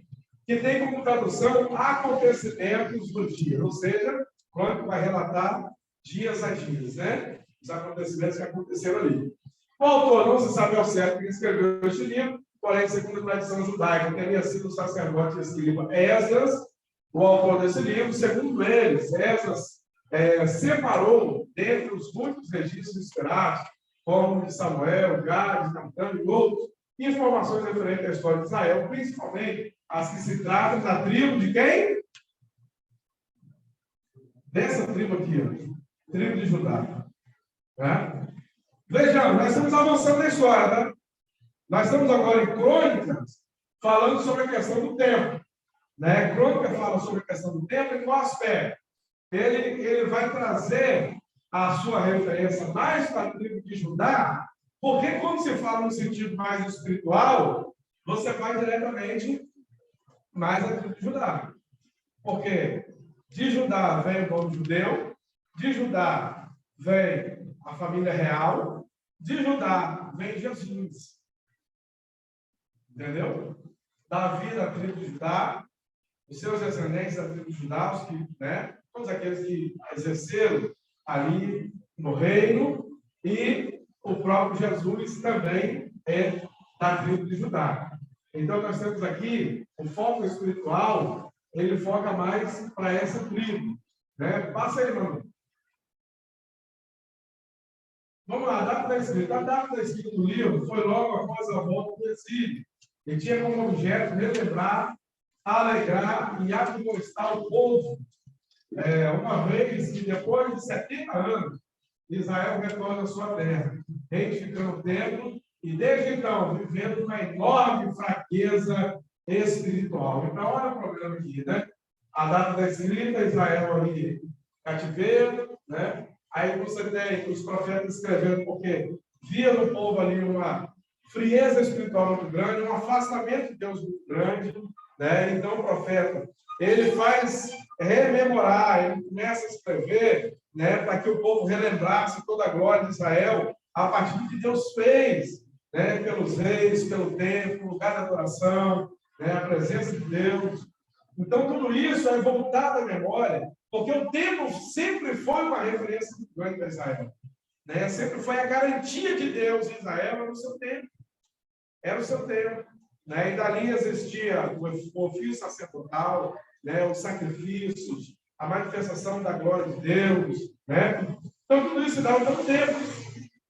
E aqui a gente vê um povo agora desviado, mas Deus tinha um profeta. Então, você vê novamente Deus levanta o profeta. Né? Profeta também escrevia. Né? Profeta registrava. Não todos, mas alguns escreviam. E alguns profetas, na verdade, ele próprio talvez nem escrevesse. Mas os seus que andavam com ele, né, o discípulo profeta, não é isso? Que andavam com eles também, tinham escribas, né, que compilavam aqueles acontecimentos ali, iam registrando aquilo, né? E depois, posteriormente, esses escritos se tornaram a nossa Bíblia Sagrada. E aí nós temos aqui o tempo da ação. O livro faz uma exposição cronológica, né, da filiação de um indivíduo ou a origem e ramificações de uma família, e resume desde quando Saul morreu, né, em 1011 a.C., até a morte de Davi, 971 a.C. O verso-chave: ora, Davi, filho de Assé, reinou sobre todo Israel. Essa aqui é uma referência, né, porque Davi, ele foi rei sobre todo Israel. Né, embora depois Israel se dividiu, mas Davi foi um dos únicos que reinou sobre todo Israel. E a partir dele, Deus faz descendência, faz uma dinastia, como falamos na aula passada. Né? Ou seja, a partir dele, Deus faz posteridade. Né? De Davi, de Salomão, Roboão, e assim foi-se embora. Se dividiu, na Centro do Sul, né, a descendência de Davi continuou a dinastia funcionando. No Norte, não. O tema, o livro Primeira Crônica relata o reinado de Davi, as coisas ocultas do tempo em que ele reinava. Passa aí, Bruno. Informações pertinentes. Ah, não. Esse. Oi? A divisão do livro de crônicas. Volta aquele lá, por favor. Volta no livro. A data é esse aí mesmo, vai. É o outro mesmo. Vou passar. Aí nós temos aqui a divisão do livro de crônicas. Ele tem as genealogias, que é do capítulo 1 ao 9, e as histórias de Davi, que é do capítulo 10 ao capítulo 29. Então nós temos aqui, ó, o livro de crônicas vai falar também sobre questões de Davi, né, a partir do capítulo 10 ao capítulo 29. E vai tratar as genealogias, né? Isso é importante conhecer a genealogia, porque aí você passa a conhecer as descendências e os cumprimentos da palavra. O conteúdo histórico da crônica tem semelhança com o primeiro e segundo Samuel. E de segundas crônicas tem semelhança com o primeiro e segundo Reis. Então nós temos aqui dois livros que são paralelos, mas são semelhantes. Primeiras crônicas, ele se assemelha a primeiro e segundo Samuel. Segundas crônicas se assemelha a primeiro e segundo Reis. O seu foco principal é Judá, os levitas e a adoração do templo. Judá, de onde vem Jesus. Levita, de onde se exerce o ministério sacerdotal. Porque o foco aqui é a espiritualidade. O foco aqui é demonstrar como se movia a religião. Né? Como que Deus se manifestava, como que Deus usava, a quem Deus usava. Quem podia exercer função no templo sagrado? Né? Quem podia exercer responsabilidades? Olha, Deus sempre levou isso muito a sério. Né? Sempre levou isso muito a sério. E aí nós temos a questão também da adoração do templo. Né? O templo é um lugar de reverência. Hoje a gente usa alguns princípios, né, bíblicos nas nossas igrejas. Por exemplo, os utensílios da igreja são consagrados ao Senhor para ser utilizados nos cultos. Você não pode pegar um microfone desse aqui que é consagrado e levar para um forró, para um pagode, pegar um instrumento desse aqui e levar. Sabe por quê? Senão você vai estar pecando diante de Deus. Né? Vai estar pecando diante do Senhor. Você vai estar cuidando das coisas santas. Tem um nome desse pecado. Na minha língua agora para falar, mas é que eu estou fugindo aqui. Profanar. É você profanar o sagrado. E algumas vezes, Israel foi profanado. Né? Quando os filhos de Eli, por exemplo, profanaram, por isso morreram. Né? Porque eles exerciam coisas que não era para fazer, faziam coisas com o coração distante, usavam o sagrado para poder cumprir os seus desejos. Não somente eles, mas algumas vezes que Israel em guerras, né, também foi atacar e o templo profanado. Por quê? Porque os adversários lá, eles entravam no templo, pegavam os objetos do templo, as coisas sagradas, e usavam de qualquer maneira, para qualquer coisa. Isso é profanar. O que é profanar? Profanar é você tornar comum aquilo que é sagrado. Os filhos de Eli também estão profanados. Oi? Os filhos de Eli. Profanado. Profanado. Profanar é você tornar comum aquilo que é sagrado. Isso é profanar, né? Então, por exemplo, você pega um instrumento desse aqui, não, esse aqui é só um instrumento, negócio de igreja, não. Aí pega lá e vem com forró. Vem com uma noitada aí. Né? Você está profanando o sagrado. Você está profanando o sagrado. Lá na igreja que eu vi, tinha um irmão lá, tinha uns olhos muito grandes por dinheiro, né? E aí fala, rapaz, instrumento daí, as coisas que não usa mais, tem que pegar isso aí e vender com forró. Né? Faz isso não. Isso é coisa que é consagrada ao Senhor.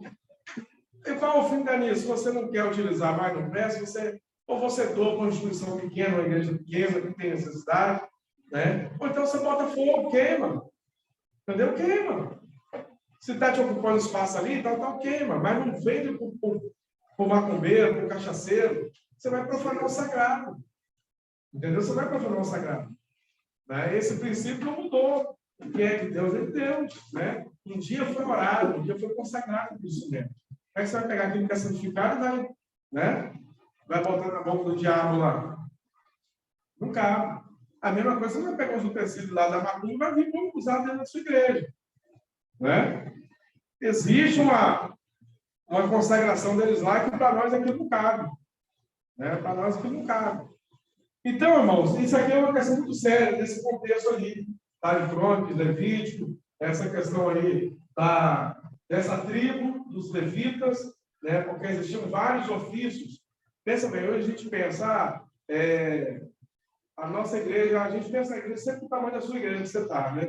Você não consegue pensar numa igreja diferente da sua, né? Uma igreja maior, né? Então, você está na igreja pequena, você pensa na igreja pequena. Você na igreja grande, você pensa na igreja grande, né? Então, você tem aqui, vamos colocar a nossa realidade aqui, a gente tem aqui um diácono, tem 2 auxiliares, 3 auxiliares, né? Que são os cooperadores, né? Aí você tem um grupo pequeno de obreiros, né?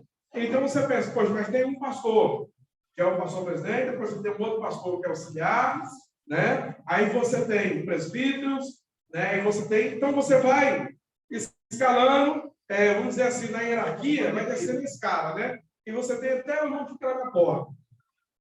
Na visão levita, isso acontecia também. Porque tinha os sacerdotes que ministravam o povo, tinha o sumo sacerdote, mas tinha os sacerdotes menores, que eram aqueles que eram responsáveis pelas atividades, pelo zelo, por limpar, por repor a fogueira, manter a fogueira acesa, por receber as ofertas, né, para auxiliar no sacrifício. Aí você pensa num templo onde tem um povo inteiro que vem para poder adorar. Tem um povo inteiro que vem para poder adorar. Então você tem que ter um mão de obra muito grande. Né? Não é todo mundo, pastor. Então você tem que ter uma mão de obra muito grande. E isso aqui acontecia nos levitas. Passa aí, mano. Agora está acabando. A questão da arca. Vamos lá. A arca foi transportada de modo errado ao que Deus ordenou. Isso aqui, a gente vai fechar esse assunto. Eu vejo assim, esse assunto muito importante da gente raciocinar sobre ele, justamente desse ponto de vista da questão dos ofícios da igreja. Né? Nós sabemos que na igreja as pessoas são chamadas para diversos ofícios, diversas funções. Outras pessoas querem exercer determinadas funções e às vezes ele não é chamado para aquilo. Aí tem um problema. Né? Tem um problema. 2 problemas. Existe o problema da pessoa que é chamada e não quer, e do que não é chamado e quer. Né? É outro problema. Quando Deus chamou Saul, né, Deus escolheu Saul, o povo pediu o rei. Então é isso mesmo. Deus escolheu dentro do povo Saul, porque na época Saul era crente. Deus escolheu Saul, ele era crente, é um camarada que estava. Né? Quando pensar que não, na hora de ungir Saúl diante de todo mundo, o que Saúl fez? Estava escondido no meio da bagagem. Aí Samuel, olha, cadê o homem? Eu tinha falado com ele tudo. Já tinha até ungido ele lá no meio do mato. Agora, só apresentar publicamente aqui, ungir ele publicamente. Cadê Saúl? Saúl estava no meio da bagagem, escondido. Aí todo mundo ficou preocupado, caçando Saúl. Aí Deus falou para Samuel, está no meio da bagagem. Aí Samuel vai lá e arranca ele lá no meio da bagagem. Aí vem e eles ungem ele ali e consagram ele rei de Israel, sobre todo Israel. Já existem outros, né? Que ele não tem um chamado para aquilo, mas ele quer. É igual aquele que estava lá no teatro, né? Quando acho que Paulo estava expulsando demônio, Paulo ou Pedro, não lembro. E o camarada se converteu, né? O encantador lá se converteu na cidade, e ele viu aquilo e chegou. Pedro e João, né? Aí o encantador chegou e disse, cara, mas vocês querem quanto dia que você me der esse negócio aqui? Eu quero fazer isso também, né? Aí o que eles falaram? Você não tem parte desse mistério, né? Amaldiçoou ele. Você não tem parte desse ministério. O cara que quer usar do ministério para se autopromover, ele não tem chamado, não tem vocação. E existe muito isso no meio do ministério hoje. Pessoas que não têm chamado para determinada coisa, mas ele quer. Ele quer, mas ele quer, mas ele quer de qualquer jeito. Né? Nós tivemos um pastor lá na igreja nossa lá, que tinha um dia, e o camarada foi consagrado a pastor, e o próprio pastor falou, rapaz, eu consegui, porque ele ficou em cima de mim pedindo, eu acho que ele até desviasse se não consagrasse ele. Eu conheço dois também que você foi consagrar um e você se consagrar aí, que é mais novo de casa aqui, nós também queremos. Foi consagrado, um está desviado, o outro está aí. Só Jesus. Não é tempo de casa. Não, por ele ter tempo. Uhum. Mais tempo que reunia ali, ele achou Achei que era por vez, né? E eram os 3 presbíteros. Então, isso não é tempo de casa, irmão. Isso não é tempo de casa. Consagração é chamado. Se você for chamado para determinada função, você estiver debaixo da vontade de Deus, vai chegar o seu tempo, vai chegar a sua vez. Você vai chegar lá. Você não precisa correr, cortar atalho. Hoje está normal, tá? Os atalhos. Sim. Nós tivemos um irmão que reuniu com nós aqui, ele não serviu para ser crente aqui. Nem para ser crente, né? Nem para ser crente, nem membro. Porque o período que ele foi com nós foi 8 meses.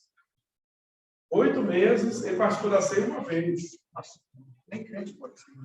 E quando eu chamei ele para conversar, que ele tinha sido consagrado diácono, há um tempo atrás, em outra igreja que até fechou agora, ele tinha sido consagrado diácono lá e tal, um dia ele postou lá, que alguém tinha fé em Deus que restituiu o diaconato. Eu chamei para conversar, falei, rapaz, eu vi que você postou uma coisa assim.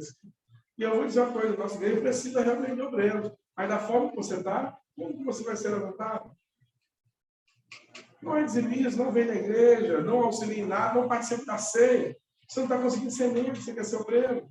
Vamos fazer um trato, vamos fazer um compromisso diante de Deus aqui, de você assumir responsabilidade a partir de agora, e passar a ser crente, e congregar, né? Que aí a gente, vendo o seu desenvolvimento, a gente reconhece o diaconato.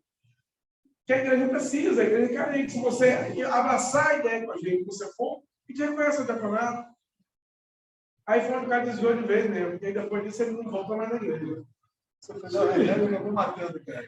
Aí passou alguns meses depois, eu tenho que desligar você. Aí, quando eu falei que ia desligar, ele pediu carta. Eu falei, como é que eu vou dar carta para a pessoa que está ligada? Não tem como dar carta para a pessoa que está desviada? Aí sumiu. Aí um outro abriu uma igreja ali na frente ali e foi lá, aceitou Jesus uma semana. Na outra semana ele foi consagrado a presbítero. Na outra semana ele é presbítero. Você viu? É complicado. Aí você vê, essas coisas vão se multiplicando, você entendeu? As ervas daninhas. Vão se multiplicando, vão se multiplicando, se multiplicando. Aí você vê escândalos, aí você vê. É igual a igreja, né, que saiu daqui, que abriu, que fez, que produziu um bocado de gente aí, fechou.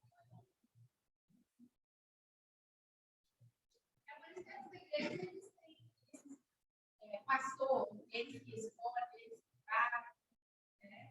Porque estão levantando qualquer um, vai assumir. É muito mais sério, muito mais compromissado uma igreja que age assim, do que esses ventos que estão aparecendo hoje aí, irmão. Entendeu? Só fica quem tem compromisso. Se o cara não tem, ele vai passar dele. Ele não pode ficar ali. E outra, tá? E você vê essas igrejinhas aí, vão aí, daqui a pouco vai aquele juntamento, tem um bocado de gente ali. Entendeu? Eu não sei se eu deveria falar isso, mas no dia que eu vi no coração do seu aniversário, eu fui muito assim, diminuído por uma pessoa que teve a oportunidade bem antes de mim e falou assim: irmãos, eu agora vou ficar aqui porque eu achei um pastor que tem liderança, tem Deus, tem isso, tem ele é excelente, tá bom. Aí eu fiquei, meu Deus do céu. Aí o meu filho estava aqui, falou: meu Deus, eu para minha esposa, para a mãe dele: mãe, se fosse comigo, eu recebesse a oportunidade, eu descascava. Eu falava: esse não é o evangelho de isso. Porque assim, eu tento diminuir, principalmente no meio do culto, eu estou muito lambrado sobre a minha cabeça. Eu tenho alguns versículos na Bíblia que eu tenho muito medo. Você está entendendo? Eu falei: meu Deus, conhecendo quem está falando, eu vou ficar quietinho, está nas mãos do Senhor, tá? Então, quer dizer, Eu acho que tem mais. parece muito, não, com certeza. Então, Ele. a gente fica assim, então, quer dizer, tudo isso aí são pessoas que parece que eles fizeram, como eu vi no curso uma época, falando sobre duas árvores, a madeira de lei e a embaúba. Não sei se você já ouviu essa aí, já viu essa expressão? Já. Então é o seguinte, a árvore de embaúba, ela cresce assustadoramente, mas a madeira de lei, ela não cresce para cima. A madeira de lei, ela cresce para baixo, ela faz a base, ela cria a base. Isso é aquele crente que ele sofre perseguição. É o crente que fala também daquela palmeira, né? O vento pode tombar ele, mas no momento ele volta. Então, eu falei, eu fico observando uma pessoa muito boa, ensina bem, prega bem, fala bem, mas a base dele, a raiz dele é de embaúba. Ele não consegue fixar no ministério. Você está entendendo? Então, isso são coisas que a gente, mesmo como analfabeto, olha e fala: eu tenho que estar firmado em Cristo. Então, é o tipo de pessoas que se levantam hoje, né? Como sempre que eu falo de pessoas crentes que agem dessa forma, eu falo daquele pastor, falou que era pastor, né? Aquele caso que houve milhares, né? O cara estuprado, matou e botou fogo. Eu fico pensando, como que uma pessoa dessa vai chegar diante de Deus? E eu sei que se amanhã ele arrepender, né? E deixar essas coisas que ele fez, Deus pode salvar ele, eu sei disso. Mas sempre que eu olho uma situação dessa aqui, para o escândalo de Deus, ao mesmo tempo eu não creio. Porque, como eu digo que os versículos que faz Pedro da Bíblia fala que tal pessoa seria bom que não tivesse nascido. E se nascesse, amarrar uma pedra no pescoço, lançasse a profundeza do mar. Porque olha o tamanho da mancha que trouxe para a obra de Deus. E quando alguém, numa reportagem, vai citar essa situação, enche a boca e fala: o pastor fulano. Você está entendendo? Olha o tamanho da mancha que ele criou para o ministério santo de Jesus. Então, são versículos na Bíblia que eu tenho medo. Então, por isso que eu procuro pouca sabedoria, mas procurar vigiar mais. Infelizmente, a gente vive um tempo de homens dissolúveis, como o pastor Daniel falava, você lembra? Homem sabão, né? Infelizmente, tem pessoas que já são carta marcada. Chega para a igreja, fulano está lá e você sabe que é temporário. Não sabe, deixa lá, fica temporário, daqui a pouco vai embora. Infelizmente, você imagina um obreiro se baixar assim, né? Não, é o seguinte, quando ele foi para a minha igreja, essa pessoa, nem a família dele queria acompanhar ele. Não, já conhecendo, estou cansado de estar atrás do meu pai aqui e ali. Agora eu sou de maior, pronto. Esse aí não é um tipo de cristão como Noé. Né? Esse é um tipo de um rei Davi. Mudou de tanta coisa, fez altos e grandes, mas nem a sua família, até a sua família cresceu. Então, eu estava vendo um rapaz pegando, naquela festividade lá em casa, lá na igreja, no Itararé, filho do Eliseu, ele falou: eu considero Noé o maior pregador. porque ele conseguiu colocar a família nos pés. E hoje a gente vê esse tipo de pessoas que não nos traz esse ensino, não tem firmeza, né? Triste, né, Algir? E agora você vê, Davi, é o que eu fico pensando. E a pessoa tem estudo, tem teologia, tem ensinamentos, mas não tem a prática. Tem conduta. O pior que entra aqui, fica aqui tanto tempo, daqui a pouco sai da vida na frente do presta. Você reunir lá, você é igual a ele. Então, quer dizer, a gente precisa estar numa vigilância tão grande, porque, felizmente ou infelizmente, esses se mostram, né? E a Bíblia fala para você nem nosso companheiro de caminhada, nem saudade do caminho. Vamos lá, vamos concluir aqui a aula. Então, nós temos aqui, ó, esse aqui é um ponto que eu acho chave para a gente fechar nossa aula. A arca ela foi transportada de modo errado ao que Deus ordenou. A ordem expressa de Deus, ordem transmitida pela lei escrita de Moisés, era que a arca fosse conduzida nos ombros, com varas e argolas. Aí as referências. Sem que ninguém pudesse tocar. Olha bem. Então, já tinha uma ordem expressa. Para vocês entenderem como é que a gente vai caminhar nessa palavra. Ó, havia uma ordem expressa de Deus para o transporte da arca da aliança. E essa ordem não foi fielmente obedecida. Desobediência gera o quê? Gera morte. Usar uma pessoa, né? Usar, ao distrair-se quanto à arca dos preceitos claros. Usar, ao distrair-se quanto à guarda dos preceitos claros de Deus, compromete a sua vida e morre. Esse princípio jamais devemos nos esquecer.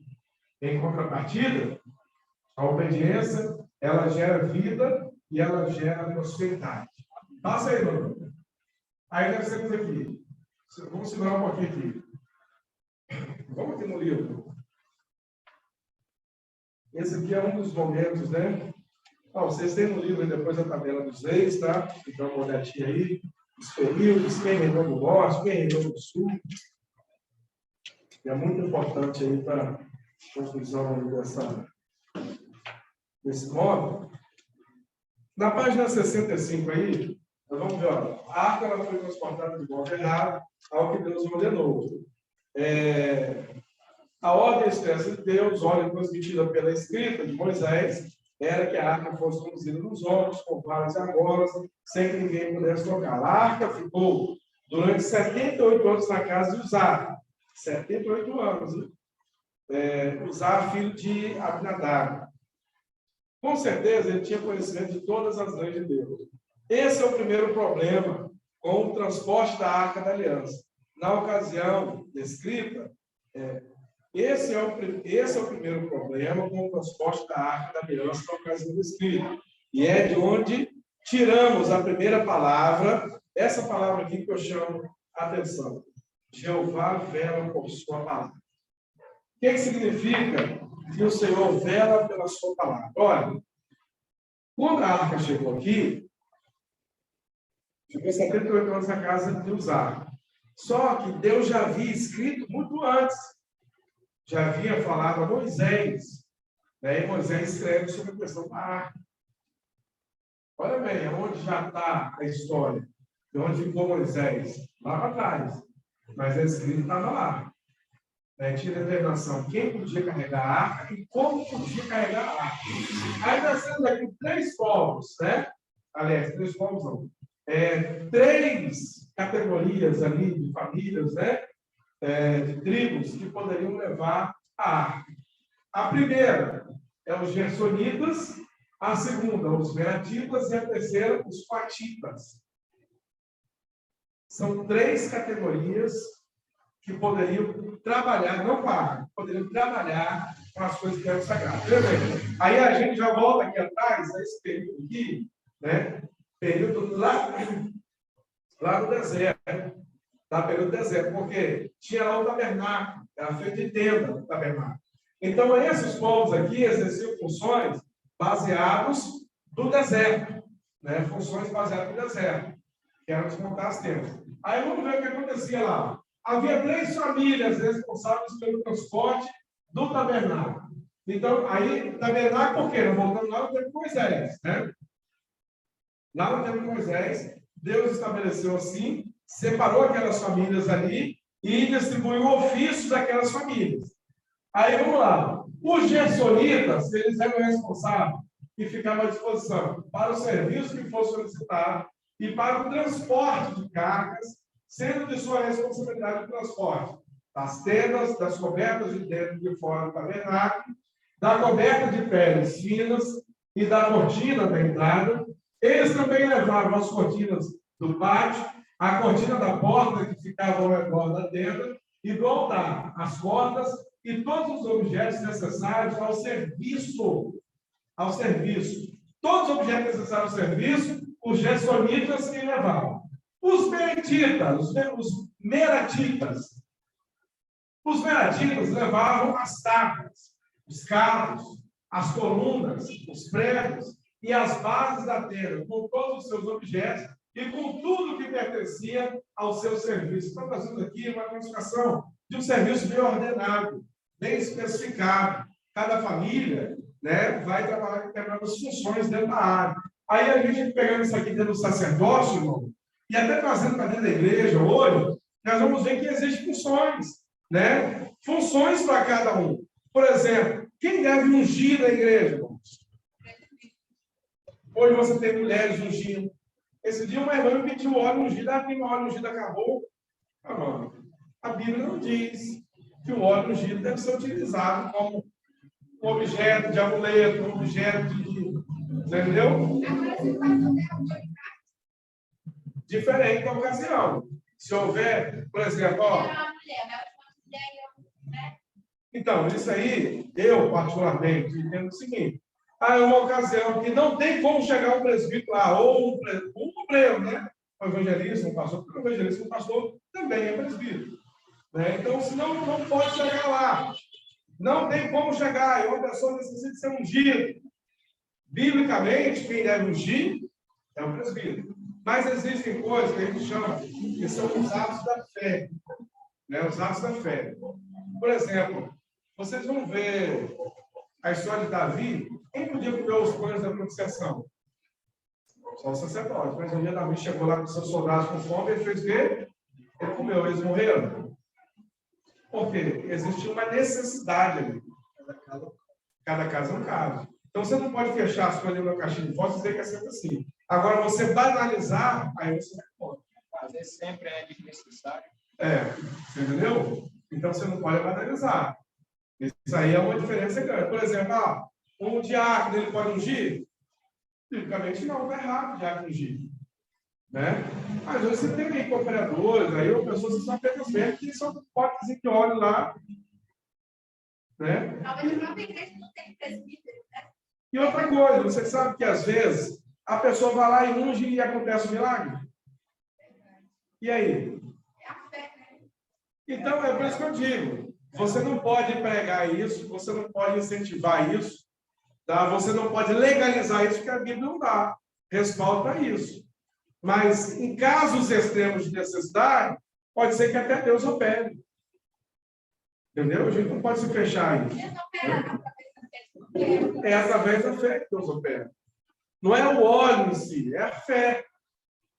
O problema é que a gente, às vezes, transfere a nossa fé para o óleo. Se não tiver o óleo, então não está curado. Se não tiver o óleo, então... Não é assim. Não, o óleo tem que passar em cima ainda do machucado, senão... Pois é, quer dizer, é um problema. A Bíblia não fala isso. Então, hoje a gente vive um contexto mais de religião do que realmente de Bíblia. Né? Que é realmente de Bíblia. E aí, por que você vê hoje nos movimentos aí, muitas coisas acontecem? Justamente por isso, porque sem tem. Né? A campanha do óleo ungido, todo mundo segue sua botiguinha de óleo ungido. Mas e aí? Vamos para a Bíblia, tá certo? Não está. Né? Então, vamos lá. Observando por esse contexto aqui, aí você tem os coatitas. Qual era a função deles? Ficarem encarregados de levar os utensílios sagrados do tabernáculo. Eles cuidavam das coisas santíssimas. Candelabro e seus apagadores. Da mesa com todos os seus talheres e pães. Do altar do incenso e dos seus acessórios, da pia de bronze, do altar do holocausto, do véu interior e também da Arca da Aliança. Então, os coatitas eram responsáveis pela Arca da Aliança. Passa aí, Bruno.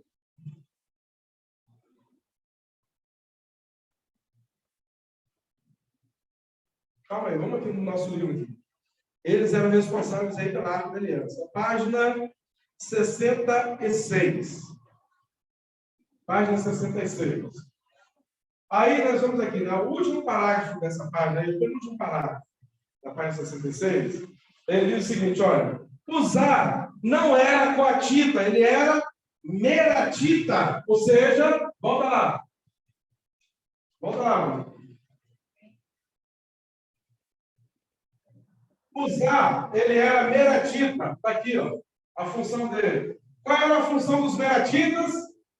Levar as tábuas, os cabos, as colunas, os pregos, as bases da tenda, com todos os seus objetos e com tudo que pertencia ao seu serviço. Essa era a função, né, dos coatitas, aliás, dos meratitas, né? E Uzá era meratitas, ele não era coatita.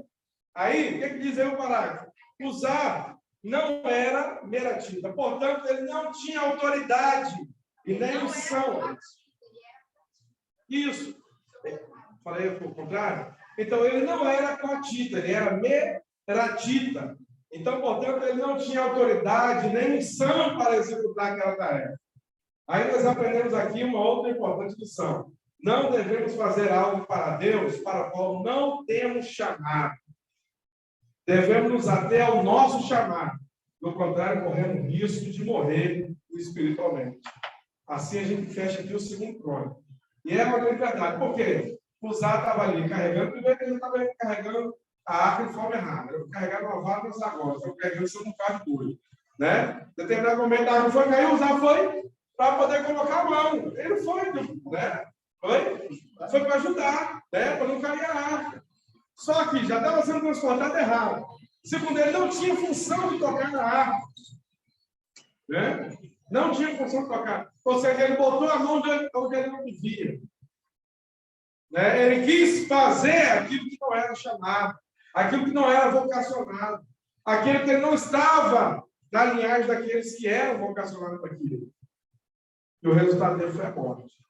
Olha, você vê hoje de pessoas morrendo espiritualmente. Por quê?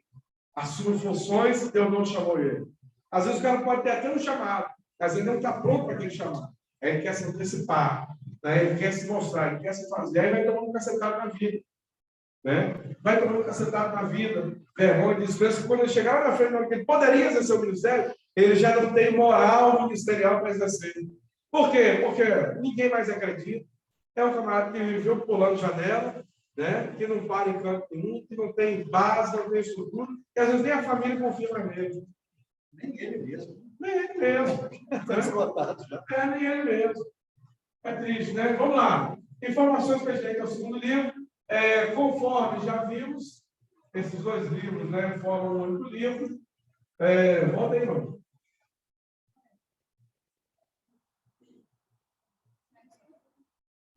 Então, esses dois livros formam um único livro, no canônico, e está nomeado Atanash, a Bíblia hebraica, como Divrei Ayamim, que tem por tradução do terceiro dia. O autor, né, nós temos ali a data escrita, segundo a versão judaica, o autor teria sido sacerdote e escriba Ezra.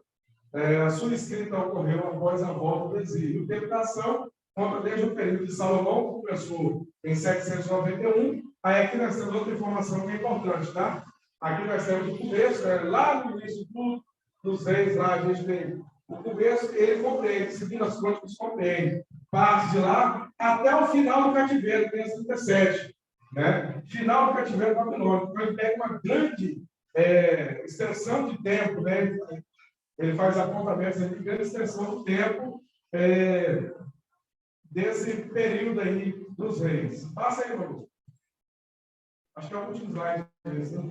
O versículo que caracteriza se o meu povo que se chama pelo meu nome se humilhar, orar e buscar e se converter dos seus maus caminhos, então eu verei dos céus, perdoarei os seus pecados e sararei a sua terra. Esse aqui é o livro de Itália, né? O versículo 5, 7, verso 14, né? Que é o livro da inauguração do templo, né? Quando Salomão faz ali. E esse capítulo é um capítulo muito espiritual, né? Você vê Salomão e o povo dedicando a Deus o templo, depois de tudo construído, pronto. Aí eles vão dedicar ao Senhor o templo, né? E a oração de Salomão, quando Deus me chama muita atenção, depois a gente vê isso, né? Quando Salomão, depois a gente vê isso lá acontecendo em Daniel. Olha aí, então, Salomão, lá no século 8, né? 9, 8.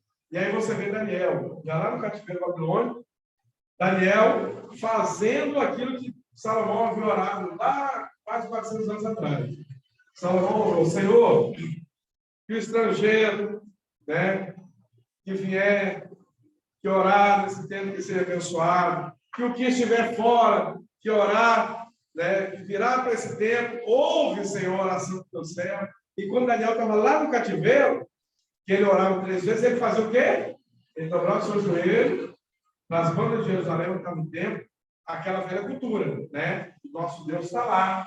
Então, vou virar para lá, onde está o nosso Deus, e vou orar para lá, né? Para aquela direção de Jerusalém, para aquela direção está o templo, para aquela direção está meu Deus, então eu vou virar para lá e vou orar para lá, né? Então, você vê aí uma formação, né, de combinados, acontecimentos, tanto a oração, quanto depois, antes da oração, aquilo que na consagração Salomão fez. E Deus respondeu, né, na oração ali de Salomão. O Senhor responde à oração dele e fala, né, que se o meu povo, que se chama pelo meu nome, se humilhar e orar e buscar e se converter nos seus maus caminhos, então eu virei do céu, perdoarei os seus pecados, sararei a sua terra. Essa é uma promessa divina, né? Promessa de perdão, promessa de livramento, promessa de cura, né? Promessa de prosperidade, né? Isso, porque uma das coisas que Deus atingia era a terra. Deus feria a terra para não dar o sol, a semente não produzir, as plantações não vingar, né? Então Deus feria. E aí quando Deus fala que Ele abençoaria a terra, né? Sararia a terra, isso é prosperidade. As portas vão se abrir, as coisas vão dar certo, né? Tudo vai voltar a produzir, depende da obediência, né? Oi? Seu filho, se não faltasse a vaca muscular, desmaiado. Essa aí é a profecia de... Para quem profetizou essa profecia? Fala, lembra agora. Não sei se foi Amós. Não, Amós não. Joel. José, você fala sobre as malhadas. Quem lembra agora? As outras mais do que Abacuque, isso mesmo. Abacuque. Então, vamos lá, concluindo aqui, irmãos, o livro de Crônicas trata dos substitutos de Davi. Aí nós temos o livro de Crônicas que trata mais de estéticas do que de biografias. O livro de Crônicas traz mais palavras de ânimo do que repreensão. Incentiva mais a honestidade do que a culpa. O livro de Crônicas não destaca a adoração a falsos deuses, mas fala sobre as perdas espirituais. Então, aqui a gente conclui essa aula, falando sobre essa base de informação desses livros, né, que nós passamos hoje. E na aula que vem a gente conclui esse livro, falando sobre a questão da formação da sociedade judaica e o pós-exílio. Aqui é um ponto também muito importante, que agora a gente vai passar a conhecer de onde vem o judeu, né? Por que judeu? Como surge o povo judeu, né? Aliás, como surge não, na verdade, é essa história do povo hebraico. Mas por que eles passam a essa nomenclatura? Judeu, né? Então, a partir desse quarto encontro nosso, a gente vai tratar sobre esse assunto e a gente conclui aqui o nosso livro de teologia, falando sobre os livros históricos. Amém? Podemos encerrar? Amém. Tem quantas pessoas com a gente aí, mano? Jonathan Lomani e Pastor Wagner. Quem quiser, né? Lomani e Pastor Wagner na eleição. Tá. Semana que vem eu já trago a nossa prova, tá? E dependendo da dinâmica da aula, a gente conseguir Então, seria até bom se os irmãos viessem, né, os irmãos que estão em casa, porque a gente podia fazer um grupão que ia fazer a prova logo. Acho que é melhor fazer ela mais fresca, porque... E outra coisa, o formato que nós estamos usando, acho que não está dando muito certo, não. A questão da prova. Porque, muitas pessoas estão demorando demais e a gente está acabando perdendo tempo com isso aí, e depois perde pontos, perde nota, né? Aí acaba a gente tá ficando bagunçado nisso aí, precisa resolver isso. Então, semana que vem, se a gente vier, os irmãos estiverem aqui, faz os grupos, né? Faz a prova, aproveita já a matéria fresquinha e a gente já resolve logo essa questão de prova. Né? Fica mais fácil. Bom? E aí a gente faz os grupos, olha, se quiser até fazer junto, não tem problema. A gente discute as provas aqui, pode fazer um grande grupo, discute, vamos marcar. Todo mundo tira 10, todo mundo tira 10. Né? Mas agora quem faz junto. Bom, vamos para o vamos orar? Não. Olha Deus, pastor Laudir. Querido Deus, Pai, queremos nesta noite agradecer ao Senhor por esse estudo, Deus querido, pela conclusão desta aula de hoje. Pedimos, Senhor, abençoe o teu filho, pastor Davi, que está na frente desse trabalho, continua abençoando o teu filho, a presença de cada um, Deus querido. Entregamos nas tuas mãos e agradecemos ao Senhor, pedindo que o Senhor nos dá uma noite de paz e de vitória, em nome de Jesus. Oramos em nome de Jesus. O amor de Deus, a graça de nosso Senhor e Salvador Jesus Cristo, seja com todos que amam a guarda da vida de Jesus. Nós oramos para todos sempre. Digam amém. Deus abençoe a todos.